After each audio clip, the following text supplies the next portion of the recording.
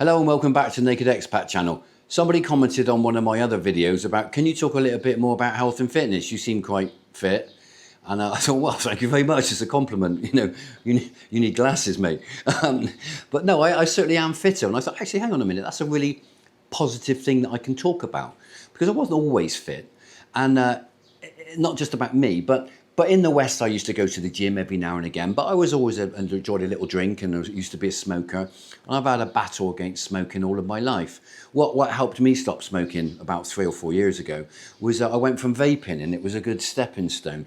I'll do a different video about that because I'm really passionate about that. Of course, kids should not take up vaping and all of the issues that people have with like tutti frutti flavors, which is attracting young kids to like vaping.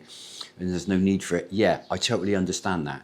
But if you look at, if you listen to a lot of the ear, nose and throat specialists that deal with people wanting to stop smoking, you look at all of the smoking cessation aids that, that were available, it worked for me. Vaping worked for me. It was a stepping stone from cigarettes to vaping to nothing. And it worked for me. So I'm a great advocate of it for smoking cessation, not as a habit to pick up in the first place.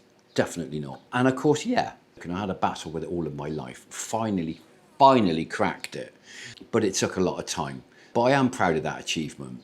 One of my biggest regrets in life, especially when my son was younger and he used to say to me, "Daddy, why you make smoke? Is it bad for you?" And it crushed me. It really did crush me because I wanted to be a good role model for my son and I knew I was being an absolute dick. So I had to do something about it. And vaping was my saving grace. So guys, if you've not tried it and you want to try and quit the cigarettes, have a go at vaping. It might be the answer for you. No, I'm not a medical expert, but hey ho. Right, so a few years ago, can you get fit in Asia? Yeah, of course you can. In actual fact, if you're prudent, you might actually find it easier as an expat moving from the West and the typical Western diet, which is full of crap, coming to the East. Now, yeah, there's a lot of, say, sugar in things. You'll notice if you come to the Philippines, all the bread is sweet, all the rolls, everything is sweet. It's over flavored with MSG, salt, sugar, and all of the other crap. Yeah, it's quite frustrating. You've got to put your hand in your pocket and spend a lot of money. If you're in places like Angela City or Manila or Cebu, which is popular with expats, so they provide goods and services that expats want, like nice bread that isn't really sugary, you know, wholemeal bread and everything else, but you've got to pay for it. It's a lot more expensive, but it is possible. Out in the provinces, no, you're going to get all this like sugary bread and it's disgusting. All of the festive birthday cakes they have, it's just like sponge and ice cream, sponge and icing, and like even the ice cream here is just like sugary ice. You know, a lot of it is rubbish. You want honey. Well, you've got to be really careful with honey if you go into the stores in the Philippines, because you'll see a bottle with a massive sign that says honey, and in small letters underneath will be syrup.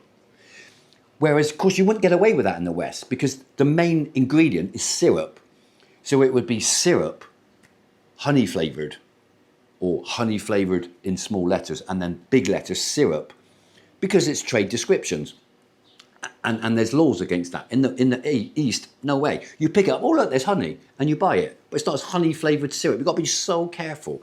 Honey is available. Even if you buy off the street vendors here, you can buy proper honeycomb in jars, and it's all honey. Some of it is natural from the mountains, from the honeybees. Yeah, it's fine. It's 100%, it's pure natural honey, unadulterated. But in a lot of instances, because of the profit margins, it's honey mixed with syrup. And the way you can tell the difference is if you get some and you're not sure whether you've been ripped off or not, is get it and warm it up. If it's in a jar, make your own bain-marie, which is basically a saucepan with water. Doesn't need to be boiling, just warm water, and then stick your jar in that saucepan of warm water and it will separate. And you'll have the honey content near the bottom and you'll have all the syrup near the top. And then you know you've been ripped off, because proper honey doesn't separate. Doesn't matter whether it's runny or thick, it's set or it's runny honey. You'll know whether you've been ripped off and whether it's pure honey or whether it's honey that's had syrup added to it. And a lot of instances, it's a mixture of honey and syrup. So be careful. Even the stuff you buy online on Lazada and Shopee, you can buy it online. Real honey is expensive, even in Asia. It's a bit like cheese. Decent cheese in Asia is expensive. But anyhow, can you keep healthy? Yes, you can. Now, in Asia, a lot of running, jogging, marathons, triathlons, etc., they start at 3 o'clock in the morning. And they're over by 6, 7 a.m. in the morning because it's very hot. Who wants to go jogging in like sub-Sahara desert kind of atmosphere? You don't. That sort of climate, it kills you. It's very easy to be lazy in Asia because it's hot. Now, if you're in a developed area, which is popular with expats, same applies to Thailand. There's a lot of facilities in Thailand, more so than the Philippines. But there's good gyms in the Philippines. Not so many in the provinces and small towns, but they're becoming more popular as people become more and more health conscious. And there's a lot more diabetes now, so people know they've got to do something about it. But there are gyms, and a lot of the gyms are air conditioned. So even in the hot heat during the day, if you haven't got much else to do, you can go to the gym. And one of the incentives of going to the gym is that they're air conditioned. There was one gym near where I used to live here that was massive. And I never joined because it wasn't air conditioned. And I'm like, no way. I went to the gym and within 5 minutes I was like a drowned rat. I was dripping with sweat. Now, okay, some people say, oh, like the tough guy, the meatheads might think, oh, no, it's not a proper gym, sweaty and everything else. But you just don't want to do it. It's too much. In a nice air-conditioned gym like there are now, there's a plethora of them around in most towns and cities in the Philippines. You can work out. Now, as a lot of people know, when you get older, your muscle starts, like testosterone, starts to drop off, and your muscle, there is muscle wastage. Certainly, testosterone drops from the age of about 25 onwards. You're past your peak. And it starts to gradually reduce and then accelerate testosterone levels lower more considerably in your 50s and 60s and 70s. It's well known. I'm not a doctor, I'm not a physician. Do your own research.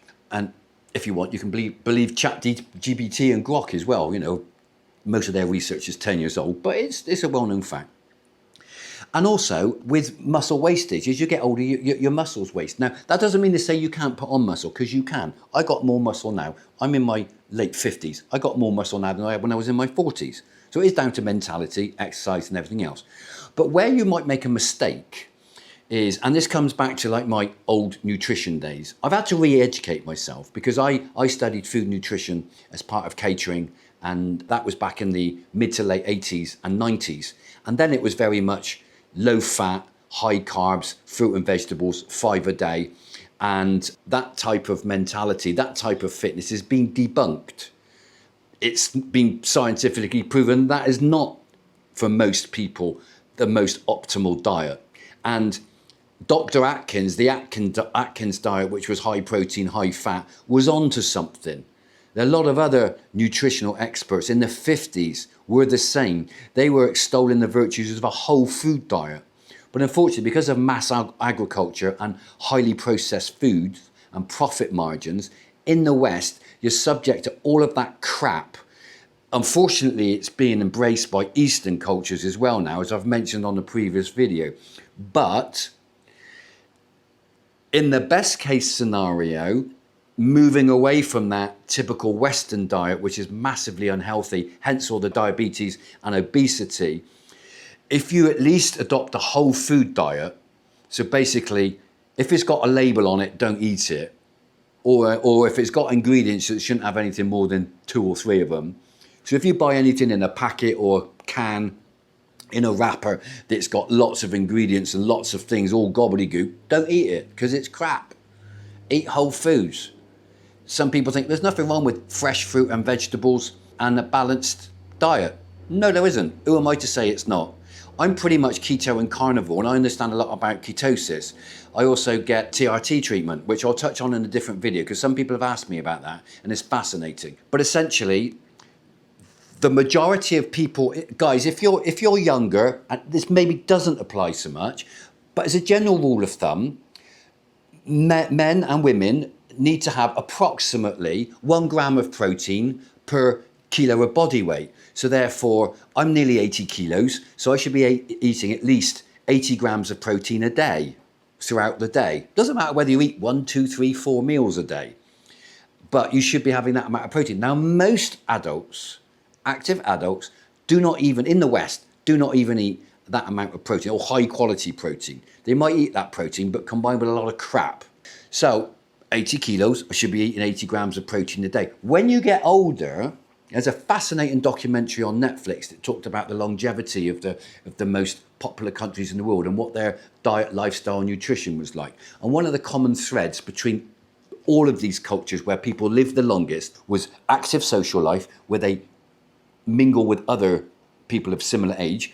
So loneliness is definitely a killer, because these people had active social lives where they did activities with other elderly people. And the other thing that was very important is they did eat approximately 1.5 grams of, amongst other things, 1.5 grams of protein per kilo of body weight. So I'm 80 kilos, so I should be eating not 80 grams, but 120 grams of protein for my body weight, which I try and do because I'm keto stroke carnivore, so I'm pretty much high protein, high fat.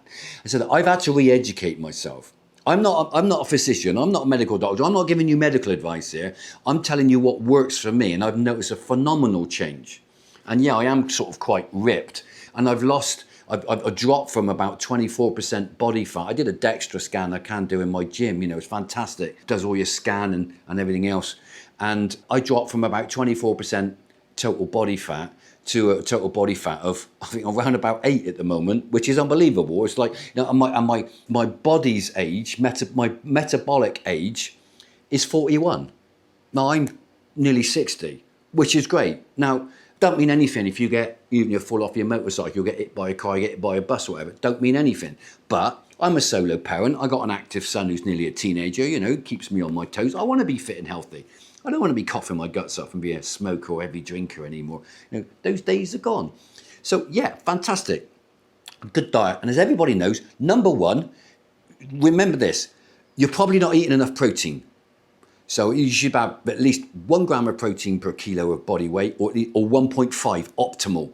If you're in your 50s onwards, like me, you should be eating 1.5 grams. And it's well known. There's a BBC documentary only last week saying that the vast majority of elderly people, pensioners, are not eating enough protein. They weren't talking about low carbs, low fat, or any other crap. They were saying, you're not eating enough meat.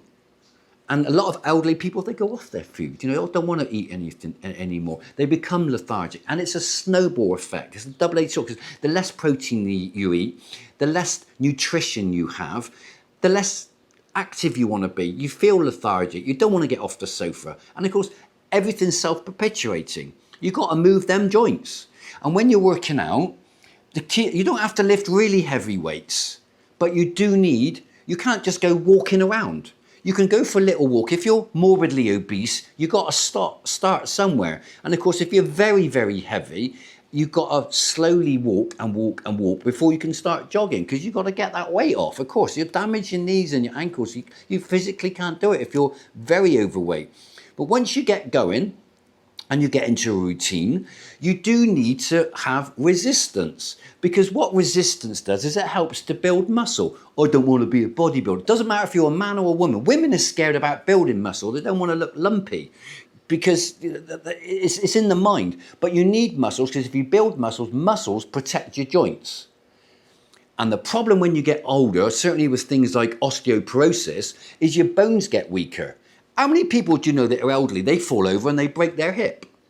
Or they break their leg, or they break their arm, because your bones become brittle. And likewise, with muscle wastage, which accelerates from the age of about 50 onwards, unless you use them or lose them, your muscles weaken. So your muscles help protect your joints. So you're protecting your joints by having some muscle. How do you build muscle? Protein is the building blocks of muscle. Hello, Sherlock, which means you've got to eat more meat for your protein. And yeah, if you're a vegetarian and you want to go down the tofu route and soya and everything else, yeah, okay, but it's not complete protein. So get over it. Can't defy Mother Nature. Meat is good for you. Eat, meat, repeat. It's very true. And you can build muscle, which helps you in your longevity. Also, you're getting off the sofa, you're being active. Like if you ride motorcycles, you know, if you leave your motorcycle for 6 months, good luck trying to start it and run it. You got to use these things. And when you go to the gym and you work out, you don't need to lift heavy weights. The two most crucial things is range of motion. So you're not trying to lift something too heavy and just doing this, because you're not doing anybody any favours. You're not kidding anybody. The range of motion is important. So you're getting the full contraction on the way up and you're getting the full stretch on the way down. No matter what exercise you do, it's all about range of motion and it's about time under tension. You don't need a really heavy weight, because if you lift a heavy weight up, what are you going to do? You're going to drop it on the way down. Well, you've got resistance and a squeeze on the way up, but you're just dropping it down. Now that's not working your muscles, that's just like a relief, yeah? Whereas if you've got a lighter weight, you can get the squeeze on the way up, the contraction, and you can get the stretch as you control it on the way down. So you can almost go up to the count of like 1, 2, 3, down to the count of 1, 2, 3. And that's greater time under tension. So you're working the muscles, is it concentric and eccentric or whatever it might be. But on the way up and on the way down. I'm not a personal trainer. I'm just telling you what I've learned from other people. And the coaches in Asia are fantastic. You know, you go in there with an attitude of, I don't know anything, and you're quite willing to learn. And you see big guys, fit women, nice butts, and how do you work this out and ask that? Ask questions. The one thing about Asia is it's really friendly, especially in the Philippines, where a lot of the people in the gym speak English. It's a really cool, buzzing environment. In my local gym, there's groups of middle-aged Korean women doing their Tai Chi and their Zumba and their body pump during the day. And you've got people coming out of the BPOs and the call centers in the evenings, going there to do their fitness classes and their spin and everything else. So you've got great communities of people. Then you've got the big guys. Some of the Filipinos are big yet. They're not tall, but they're stocky. They got legs built like oak trees. You know, they're really strong. You've got guys that are like little mini Manny Pacquiaos and they're there on the punching bags. But all of these... You go in there intimidated when you first go into a gym because you don't know anybody, you know, and you've got your head tucked in your shoulders, you know, and you don't know. But it doesn't, one of the wonderful things about the Philippines, their gyms are really friendly. Generally speaking, the only assholes you get in the gyms with attitudes are foreigners. But thankfully, where I am in my gym, everybody's really friendly. And other gyms around here are really friendly. It's not just that one. And I've got, there's guys in their 60s and 70s, expats going to my gym, doing a little bit of a workout and everything else. It's fantastic. I'm sure it's the same in the West. But, you know, I'm an expat. Is it any good? Yes, it is. And it's really friendly. Do it. It's really important. If it's important to you, don't go living in the middle of nowhere where you can't get that exercise. You've got no sidewalks or pavements to walk around, so you can't do that. No jogging tracks, not much of a swimming pool. A lot of swimming pools are all fancy, but they're built for fun. They're not built for proper swimming and proper stretching. I need at least a 25-metre pool, at least. Otherwise, you know, 5 or 6 strokes and I'm at the other end. My favourite stroke is breaststroke. And Not the type that you're thinking, guys. I know what you lot are like. But anyway, my favourite swimming stroke, because I think it's economical, I swim like more distance and stamina than speed. Speed, of course, you're going to do front crawl or what have you. But, you know, I love the old breaststroke. And I do that for economy. And I like swimming distances. So normally I'll swim like 150 lengths, which is a lot, you know, but that's what I enjoy. And I don't do it as much as I do with my weights. But I'll go swimming at least like once every 10 days, you know, once every 2 weeks. So like twice a month maybe. But that's just me. And I try and swim early in the morning before it's too hot. Because otherwise, although it's nice to be in the swimming pool when it's hot, you've got to be careful. Because if you do a breaststroke for 2 hours, you know, you wake up and you get out of the swimming pool and you look like a strange piece of toast because you're uncooked on one side and you're as red as a lobster on your back and your legs and stuff. So unless you put on enough suntan lotion. Because 2 hours when you're swimming, you know, and you get the refraction from the sun and everything else, you've got to be careful. Anyhow, what else about fitness? Okay, well, in the kitchen, it's more about your diet. Number 2 is your sleep. So I'm not talking about the gym yet, really. Number 1 is the diet is really most important. And you can have a good, cheap, healthy diet in Asia. There's also a lot of crap. So you've got to be careful, just like in the West. But access to good, cheap, cost-effective meat. Eggs are cheap here. I know, certainly from what I've read, you know, there's been like a real shortage of eggs in the US. And a lot of carnivore and keto and fitness people say, oh, you know, you want whole foods and you want grass-fed and everything. Yeah, in an ideal world, you want all of that. Just like in an ideal world, everybody would eat organic. Not that I eat a lot of veg now because I'm pretty much keto and carnivore, but people want that. Well, in Asia, it's very hard to get organic. You can get stuff that's grown by the local gardener, the local farmer, you know, and it's grown really well because he's got a carabao, you know, and you literally, his food's fed a load of bullshit, which is great for fertilizer. And that's good because that's natural. But in the main, you can't buy organic in Asia. You can't buy grass-fed, you know, not unless you've got really deep pockets. You probably get grass-fed. You can get grass-fed tallow, which for you British guys is lard, which you can cook in, which I do. I cook in butter or lard. Absolutely, guys, do not have anything to do with oils, unless, as an exception, extra virgin olive oil or coconut oil. Now, you're not going to be buying extra virgin olive oil in Philippines because it's really expensive. It's just a nonsense. A bottle of it is like 1,500 peso in SNR, if not more. It's just not worth it. Coconut oil is as good as, and obviously considerably cheaper, because funny enough, there's a lot of coconuts around in Asia. So coconut oil is your go-to if you want oil. But if you embrace a keto or carnivore diet, you're basically cooking with butter and you're cooking with tallow, which, as I've said, is lard. And you can buy butter anywhere, and you can buy tallow everywhere. If you buy tallow, don't think that the white, highly processed tallow is the best. The best is kind of like the off-white, yellowy tallow. That's the natural grass-fed tallow, and you can buy it on Shopee and Lazada, and I get it delivered in tubs. It's easy peasy. You can get hold of it. Butter, only buy like Anchor butter or Lurpak or something like that. The butter's kind of substitute or blends in the Philippines is gross. I mean, if you like it, fine. I think it's horrible. It's a bit like margarine. It's not real butter. You got to have real butter. Who did that advert? It's got to be real butter. I think it was Johnny Rotten, wasn't it? From the Sex Pistols and Pill. Didn't he do that advert for his Anchor butter or Irish butter or whatever in the UK? It's got to be butter. He did. Feel sure of it. Years ago. Showing my age now. So, diet and exercise. Number one, diet.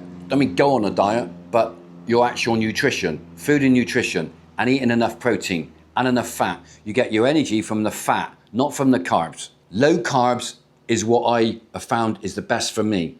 I don't eat fruit and vegetables. Fruit now is 3 times as sweet as it used to be in the 1950s because the consumer has been demanding sweeter and sweeter apples, sweeter and sweeter bananas, sweeter and sweeter oranges.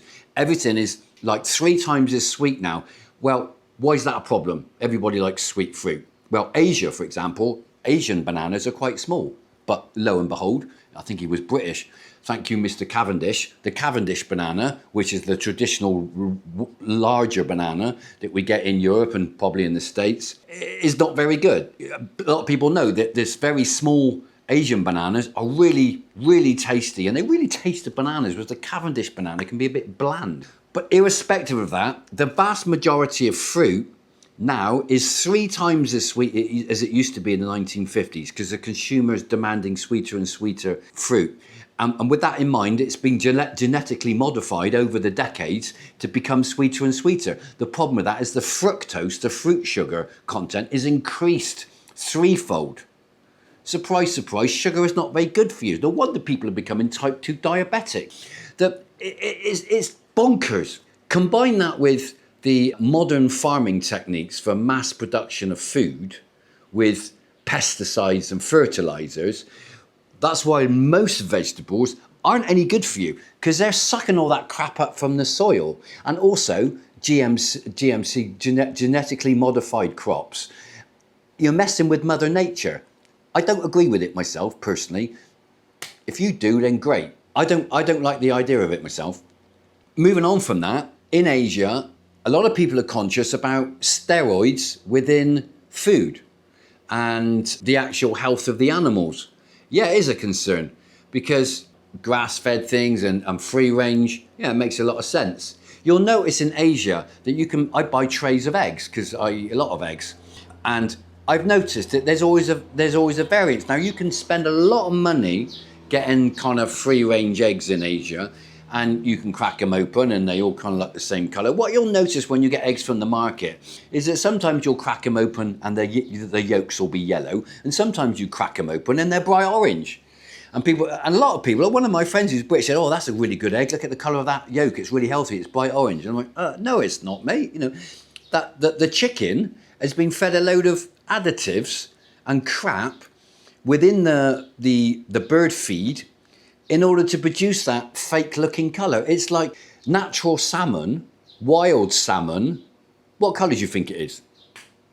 Now, most people think, oh, salmon, so it's like pink. Pink is good, it's healthy. Well, that's what people want to see in the shops. In the plastic trays and the packets and stuff, they want to see pink salmon. Wild salmon is grey. It's not pink. All of the terribly unhealthy, half-dead fish that are in these salmon farms, in these fish farms, get pumped through with food pellets and additives, which turn the flesh pinky colour. The meat is terribly unhealthy for you and has about 10% of the omega-3 and omega-6. Well, omega-6 not particularly good for you, but it only has about 10% of the omega-3 content in farmed salmon than in fresh salmon, wild caught salmon. And wild caught salmon is slightly grey. It isn't pink. But that's not what the consumer wants. When you go to your local supermarket, oh, pink salmon, that looks good. It's crap. Educate yourself. But it's what people want. It's like people want bright red, fresh looking beef. Well, anybody that knows anything about beef, especially the Americans, especially down in the South, you know, where they do a lot of Texan barbecue and everything else. I mean, God, I'm like preaching to the converted. And like the famous steakhouses in New York that have like aged, hung beef that is being hanging around in the refrigerator for 6 months before they even cook it. You know, it's not gone to like rigor mortis stage, but that's where you get all the flavour and the marbling in it. The same old Wagyu beef, or the Japanese beef is so popular, all the marble in it, and it's the age process. But no, it's not a case of, as soon as a cattle is old enough to be slaughtered, it's slaughtered and slapped in a wrapper, and it's on the market shelf, and it's red and it looks fresh, because that's what the average consumer thinks is good. It's not good. We all know that a little bit of brown aged and marble fat through the beef is good. That's where all the flavour is, you know. Anyway, eggs in Asia, wide variety. Have they got steroids in them and a lot of chemicals? Yeah, I'm sure they have, because a lot of these chickens are fed a lot of antibiotics to keep them heavy, because there's thousands and thousands of chickens in these chicken huts, and it's just a massive production line, and you know they're living in their own shit. Sure, it's not ideal, but at the end of the day, eggs are eggs. If you want to go down the holistic route of getting everything grass-fed and free range, I'm sure it's possible. Not in most cities in Asia, probably not most cities in Philippines. In Thailand, yeah, probably. But at the end of the day, I'd rather be eating local meat, fish and eggs than I would any of the mass-processed, highly processed food that comes in packets and cans and everything else. Whole food, fantastic. Whether you're low carb, high fat and a high protein or not, it's entirely up to you. You choose, and you know what's good for you. Sleep, really important. Nutrition, number one. Number two is sleep. Younger people need a lot of sleep. Older people don't need so much sleep. But older people, and it helps with stress as well, should be getting at least 6 hours sleep a day. And if you can sleep well, then great. I talked in another video about having a sprung mattress rather than a foam mattress. That does help, certainly, in Asia, where it's quite hot. And don't have the air conditioning too cold. And then of course it's the exercise. It's easy to keep fit in Asia. It's just down to yourself and walking around. If you live in a subdivision, that's one of the real benefits, apart from security, of a big subdivision, is you can walk up and down and around. It's hard to walk around in Asia in a lot of places. Yeah, sure, there are, like in Manila, there's BGC and Makati, which is more market areas where you can walk around. We're walking around shops and stuff. You can get out into the mountains and walk around, yeah, fine, but it's a bit of a trek. There aren't so many open parks certainly in the Philippines.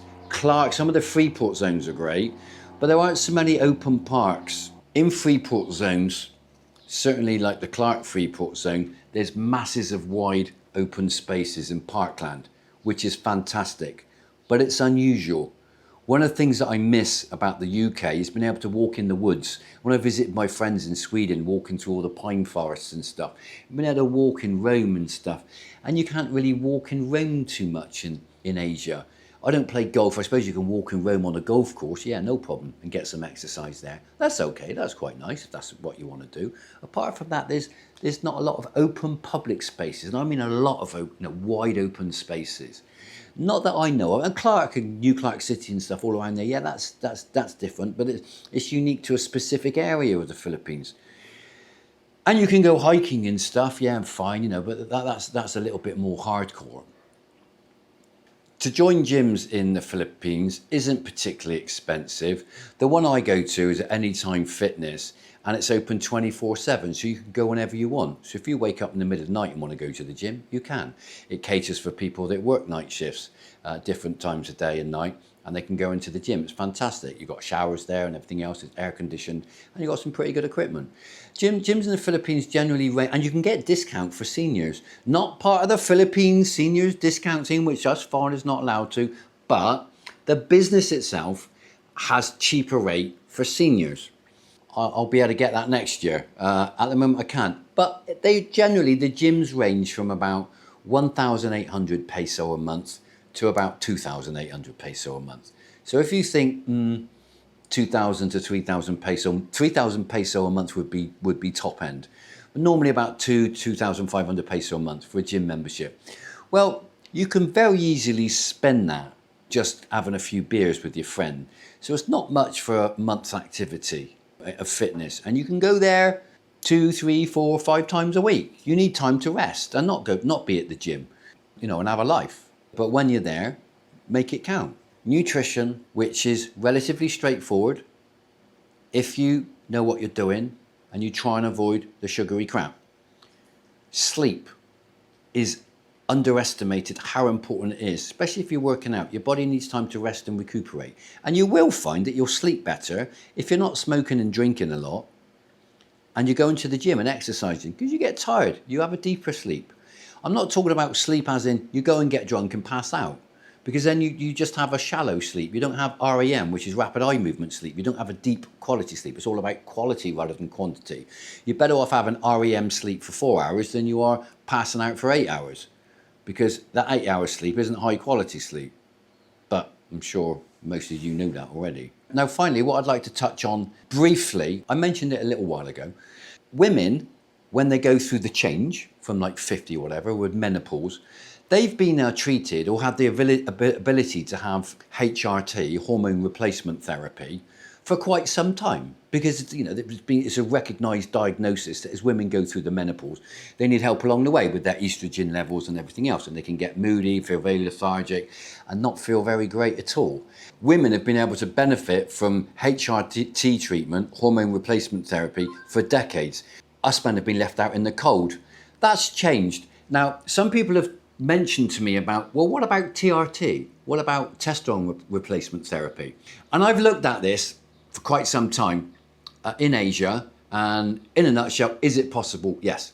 Is it advisable? Well, if under a medical supervision with a physician, that's what they prescribe you, then yeah. Otherwise, no, it's not. Is it available in the Philippines? Yes. Do I know anything about it? Can I do a video about it? Yes, I can, and I will. If you're interested in me doing so, then I will. I've got a contact who's the original physician that started the whole TRT treatment process in Manila, and he runs a whole clinic, and he's expanded that now. His whole clinic is for originally was for the LGBT community, with people going through the change and in their sexual transition, but he also deals with HRT for women going through the change in menopause, and he deals with TRT for men as well, and it's all under proper clinical supervision.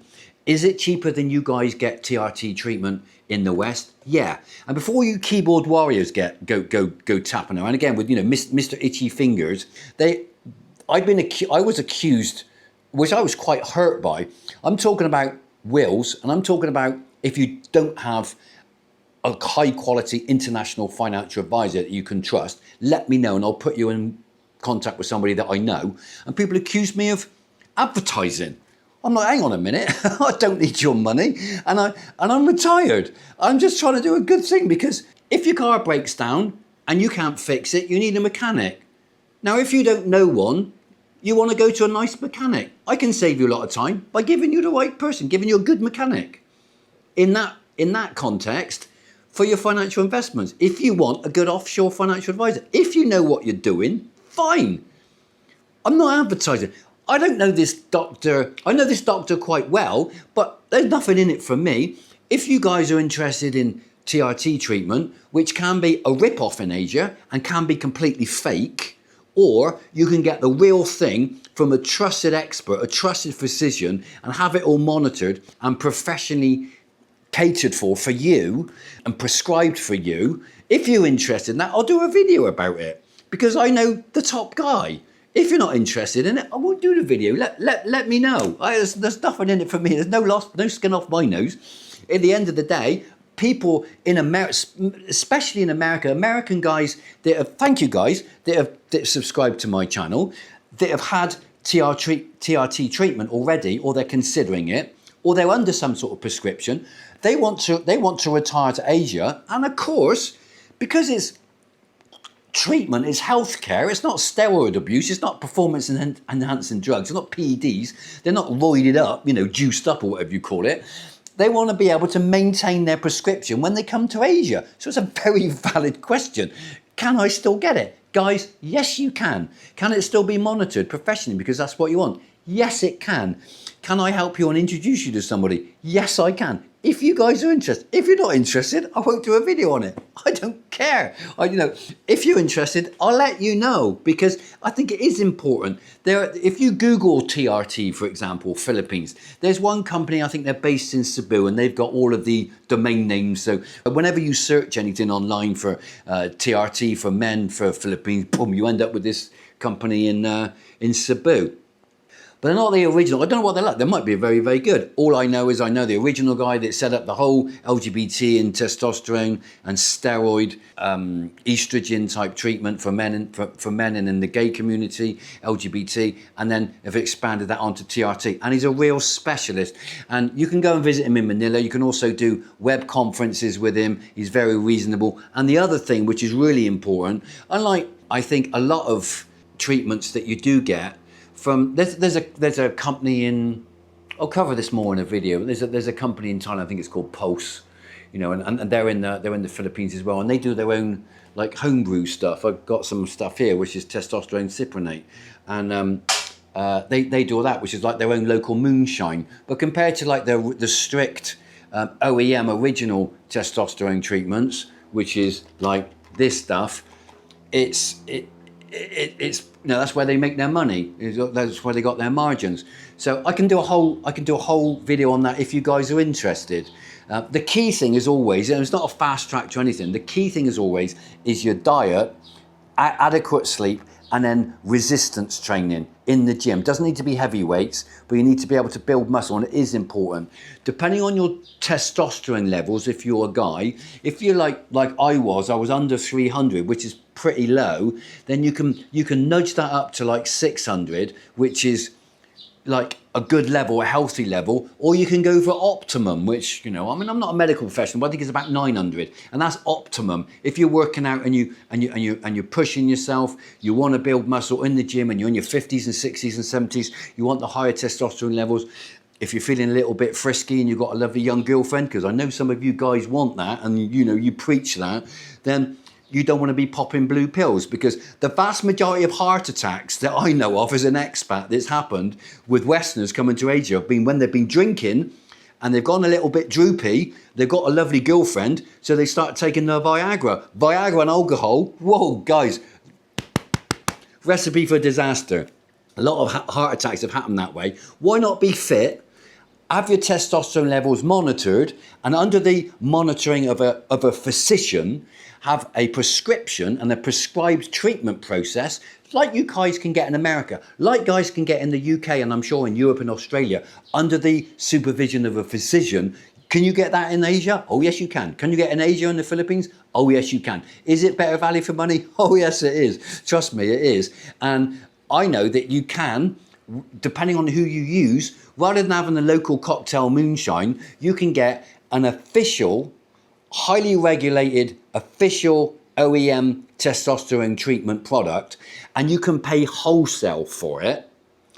And the cost, so you guys got an idea, the cost is about, not the physician, not the regular test, because you've got to do that, you know.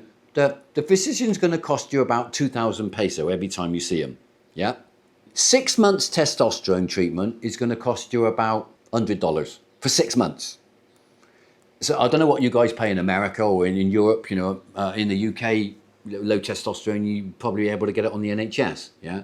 It is a recognised ailment. But certainly most people pay for a TRT treatment if it's private, and it's about $100 for every 6 months, so $200 a year.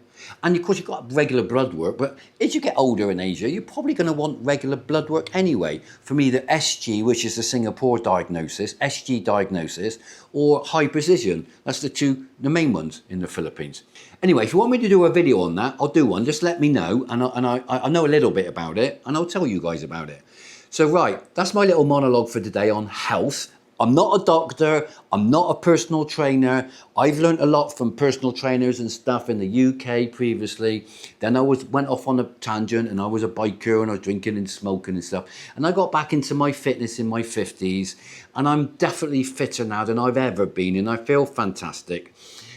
Is it durable? Yeah, I'm testament to that. And one other thing I'd just mention is you can have microdose aspirin, which I think is 81 milligrams. And bear with me a second, I'll show you the bottle. Right, as with some of my videos, I kind of saved the best till last, and it's got a little reward for staying with me and bearing with me till the end. These guys, they're 365 little tablets, and they're tiny little aspirin tablets. They're only that big. Can you see that? Yeah, it's a tiny little tablet.